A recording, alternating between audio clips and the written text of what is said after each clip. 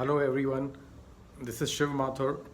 I will talk about a topic: why do we seek real gurus? What is the purpose of seeking real gurus? Why do we say that we want to meet a real guru? So let's understand that. Let's be clear about that what do we achieve by meeting a real guru? And I will say most important thing is that the guru gives inspiration. And when we go to a guru, we are not going for some magical experience. That is not the purpose. The purpose is not that guru will do some magical thing and it will solve your problems. If you have some life problems and you think you'll find some guru who will do some magic trick to you and solve your problem, that's totally not should not be the case.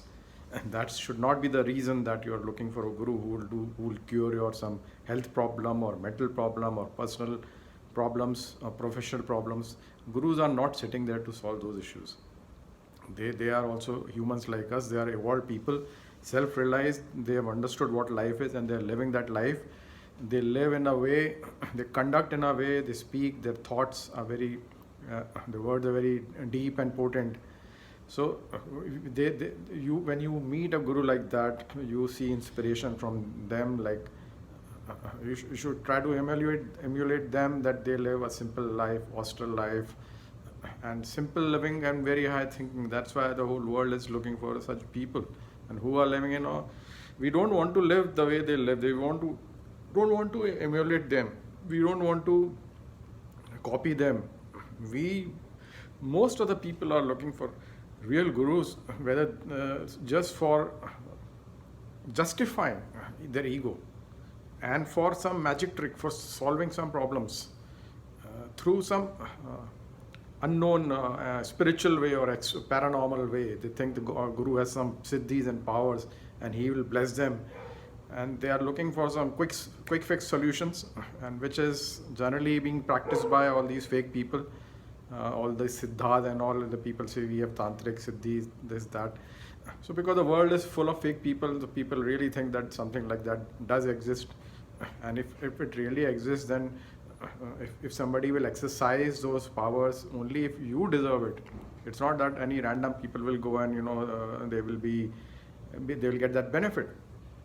So for this reason, if you're seeking a real guru, then you're really fooling yourself.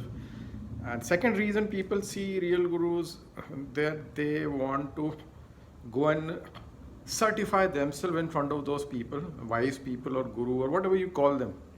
They just want to talk there and tell what knowledge they have, and they want to prove it there, and they don't want to be countered. They just want to say that I met this guru and I made statements and I told that I've been meditating for 20 years, or I'm doing this for 15 years, or I know this, I've read that book, I've just. People are going to do a kind of a self-certification without even the guru really being interested in what you've done. The guru is not interested. The people you go, if you are a wisdom seeker, if you are a spiritual seeker, and if you go to somebody, you have to listen. You go to take something from them, not to go and tell them what you do. That person is least interested what you do in your life. He's just not interested. He will tell the basic facets of life. What is life about? He's not interested. He's not there to certify you. So if you think you will, I've seen so many people sitting in front of some yogis and all. When sometimes I was sitting, they're trying to tell what they do, right? Just trying to justify that they are already evolved. Then why have you come here? You sit in your home. Don't go to those people and don't go and justify and self-certify yourself that what you're doing is you are already evolved. Then go and sit at your home. Don't seek. So you are in a contradictory move. You are contradicting your own self.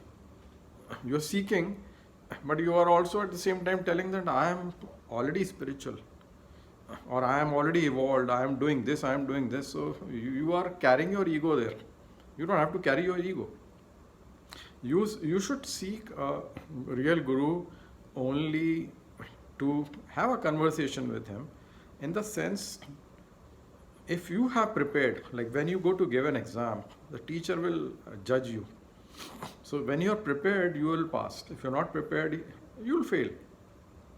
There is no conversation happening, there is no interaction happening, there is no self certification happening. Nobody is going to give you a certificate. It's purely based on your preparation. If you think you will go and appear in front of some real guru, so then are you really prepared for that? Are you ready to go to some yogi of that caliber, whom you think is amazing, very powerful? Are you ready to present yourself in front of that person? What will you do? If your talks are very hollow, if you're not prepared, he will not be interested. You will be actually wasting his time. So, only if you're prepared, you will connect to those people. Don't force yourself to find such people. Till the time you don't evolve, you will connect to those kind of people only. You will not find those people. It's not finding, you will not resonate with them. When you don't resonate, you resonate with only your frequencies. You resonate with people of your frequency and maybe a little above, so that some elevation can happen in your mental state, or your progress can happen. So slowly you move. But if you think you will go to some very great realized yogi, you will not know what to talk to. His level is very, very different. So the whole idea is that go to someone only if you are really truthful about, sincere about your own practice, your own achievement, which is there. It's not what you do. It's not about that you are doing some sadhana. It's all about what have you achieved, what have you understood, what clarity you have. If these things are not there, if you don't have any output, you might be doing something for 20 years, but what is the output? So if you can't relate what you've been doing to what have you achieved, then it is futile declaring. Then you'll look like a fool. You will actually look like a fool in front of that person. So don't tell what you've been doing. Just listen and validate. And you may have a conversation if you have reached some level, because you'll be able to echo his thoughts or her thoughts, and the saint will also be able to echo. So there'll be resonance. There'll be a talk at a good level. Otherwise, this whole meeting some yogis, you look like a fool.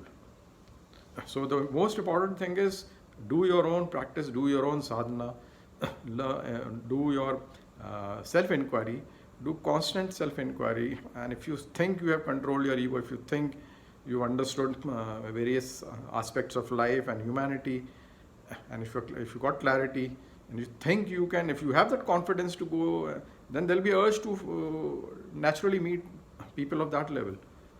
And then you will find them, then you will meet them. Otherwise, that person will judge you within a second. The moment he sees you, he'll be able to judge that you are fit to have a conversation with that person or not. He may be kind enough to give you some time, but he will not enjoy that conversation with you because you have not evolved. And he is not interested in listening to you all your nonsense, what you've done to just to prove that you do something. It's not about what you do, it's all about what you have achieved in your efforts. It's all about what have you understood about humanity.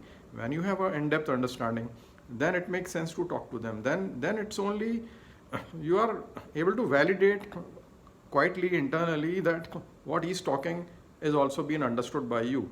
And if that happens, then only the resonance happens. Then you can probably have a conversation. Otherwise, you can just simply listen.